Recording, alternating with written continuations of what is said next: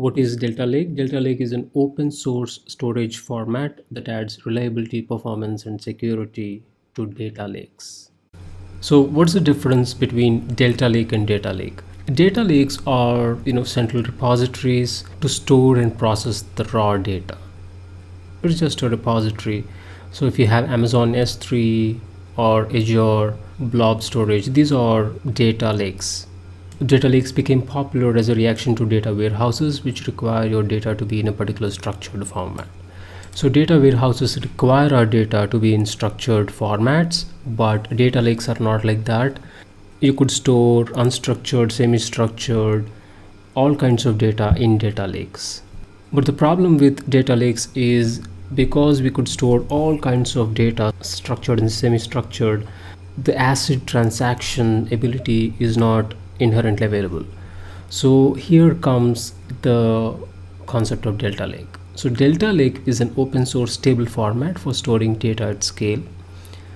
This is a software component on top of Data Lake, which gives the ACID transaction abilities to the structured data inside Data Lake. It means it's built on top of existing data lakes and works with Apache Spark APIs. Delta Lake provides features like ACID transactions, schema enforcement, and versioning, making it suitable for data lake houses. Oh, this is a very great representation of Delta Lakes. So we have the cloud-based data lakes here, Azure Data Storage, Google Cloud, and Amazon S3, and so on. And Delta Lake comes on top of it as a software component.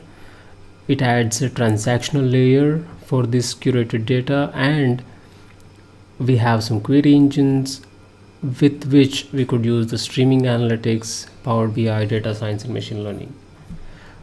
This is the Delta Lake architecture. Okay, so in effect, Delta Lake is an open source storage format that adds reliability, performance, and security to data lakes. It is built on top of existing data lakes and works with Apache Spark APIs.